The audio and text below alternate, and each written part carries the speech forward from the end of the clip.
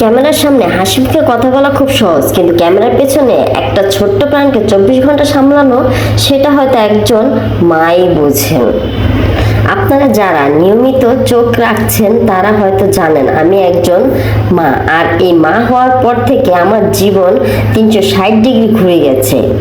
অনেকেই ভাবছেন ভিডিও বানাতে তো আর সারাদিন লাগে না, 10 থেকে 15 মিনিটের একটা ভিডিও কেন দেওয়া যাচ্ছে না। আসলে ক্যামেরার পেছনে গল্পটা সবসময় ফ্রেমের ভেতর দেখা যায় না। আজ তাই ভাবলাম কোনো লুকোচুরি নয়, একদম মন খুলে আপনাদের সাথে গল্প করি, বলি কেন আমি দূরে ছিলাম আর কিভাবেই বা কাটছে আমার দিনগুলো।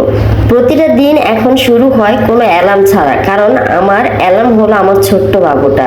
সে যখনই চোখ খুলে তখনই আমার দিন শুরু। আগে যখন আমি কন্টেন্ট বানাতাম তখন আমার একটা নির্দিষ্ট রুটিন ছিল, কখন স্ক্রিপ্ট লিখবো, কখন শ্যুট করব, কখন এডিট করব, সবকিছু একটা পরিকল্পনা থাকতো। কিন্তু এখন আমার জীবনে সব প্ল্যান নির্ভর করে আমার এই ছোট্ট মানুষটার উপর। দেখা গেল আমি সকাল 10টায় ক্যামেরা সেট করলাম, ভাবলাম আজ অন্তত একটা ছোট ভিডিও রেকর্ড করব। রিলস লাইট অনলাইট ট্রাইট বসালাম, ঠিক তখনই ঘরের ভেতর থেকে কান্নার আওয়াজ। ব্যাস, ভিডিওর চিন্তা সেখানেই শেষ। দৌড়ে যেতে হয় বাবুর কাছে। বাবু ঘুমালে তো কাজ করব, সে জেগে উঠলে তো দুনিয়ার সব কাজ এলোমেলো সরিয়ে রেখে থাকে, সামনে কাজগুলো করতে হবে। নতুন মা হওয়ার এই সময়টা এমন এক অভিজ্ঞতা যা আপনি আগে থেকে কোনো বই পড়ে বা ভিডিও দেখে পুরোপুরি শিখতে পারবেন না। প্রতিটা মুহূর্ত একটি নতুন চ্যালেঞ্জ। সত্যি বলতে ভিডিও বানানোর ইচ্ছাটা আমার মন থেকে এক বিন্দু কমে যায়নি, বরং প্রতিদিন যখন নতুন নতুন আইডিয়া মাথায় আসে তখন মনে হয় ইস, যদি এখন একটু সময় পেতাম ঝটপট শুট করে ফেলতাম। কিন্তু একজন মা হিসেবে আমার প্রাথমিক দায়িত্ব আমার সন্তানকে লালন পালন করা, আমার সন্তানকে সুস্থ ও নিরাপদ রাখা। বিশেষ করে এই শুরুর সময়টাতে বাচ্চারা অত্যন্ত সংবেদনশীল থাকে। তাদের খাওয়া, ঘুম, পরিষ্কার পরিচ্ছন্নতা, কান্না সামলানো সবকিছু মিলিয়ে সময় কিভাবে যে বালির মতো হাত গেলে বেরিয়ে যায় টের পাওয়া যায় না। মাঝে মাঝে রাতে যখন বাবু ঘুমিয়ে পড়ে আমি ভাবি আজ এডিটিংটা শেষ করে ফেলি, কিন্তু এডিটিং সফটওয়্যার খুলতেই চোখ দুটো ঘুমে জড়িয়ে আসে। সারাদিন শারীরিক ও মানসিক ক্লান্তির পর শরীর আর সায় দেয় না, মনে হয় একটু ঘুমিয়ে না নিলে কাল আবার সকাল থেকে বাবুকে সামলাবো কিভাবে। লোকে বলে মা হওয়া সহজ না, কথাটা আমি আগে শুনতাম, কিন্তু এখন প্রতিটা মুহূর্তে মুহূর্তে উপলব্ধি করি।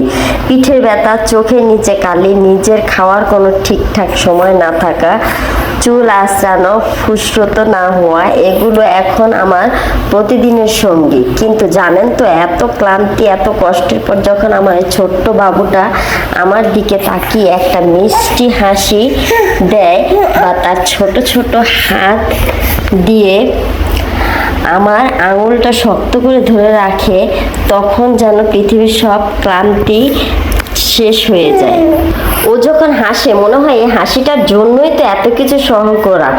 এই নিষ্পাপ ছোঁয়াটার কাছে পৃথিবীর সব সফলতা, সব কাজ যেন খুব ছোট মনে হয়। এই ছোট্ট মানুষটার জন্য আমার সব ত্যাগ, সব কষ্ট পুরোপুরি সার্থক। আজকে এই ভিডিওটা করার মূল উদ্দেশ্য শুধু আমার ব্যস্ততা দেখানো না, আপনাদের ধন্যবাদ জানানো। আমি ভিডিও না দেওয়া সত্ত্বেও আপনারা যারা প্রতিদিন আমাকে মেসেজ করেছেন, আমার খোঁজ নিয়েছেন, আমার বাবুর জন্য দোয়া করেছেন, আপনাদের এই ভালোবাসা আমার কাছে পরম পাওয়া। একজন ক্রিয়েটর হিসেবে এর চেয়ে বড় অর্জন আর কিছু হতে পারে না। আপনারা আমাকে যে ধৈর্য আর ভালোবাসা দিয়ে দেখিয়েছেন তার জন্য আমি আজীবন কৃতজ্ঞ। অনেকে আমাকে লিখেছেন, আপু আগে নিজের ও বাবুর যত্ন নাও, ভিডিও আমরা পরেই দেখব। এই কথাগুলো আমাকে যে কতটা মানসিক জোর দিয়েছে তা ভাষায় প্রকাশ করার মতো না। তাহলে কি আর ভিডিও বানাবো না? একেবারেই না। আমি ভিডিও বানানো বন্ধ করছি না। ক্রিয়েটর আমার রক্তের সাথে মিশে গেছে, এটা আমার আনন্দের জায়গা। শুধু সময়টা একটু কম, তাই আমি চেষ্টা করছি একটি নতুন রুটিন তৈরি করার।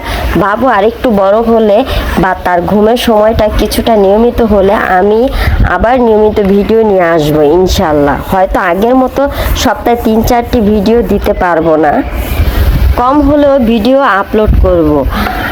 মনের কন্টেন্ট আর আপনার উপহার দেওয়ার চেষ্টা করব। আমি চাই আমার এই নতুন অভিজ্ঞতার গল্পগুলো আপনাদের সাথে শেয়ার করতে।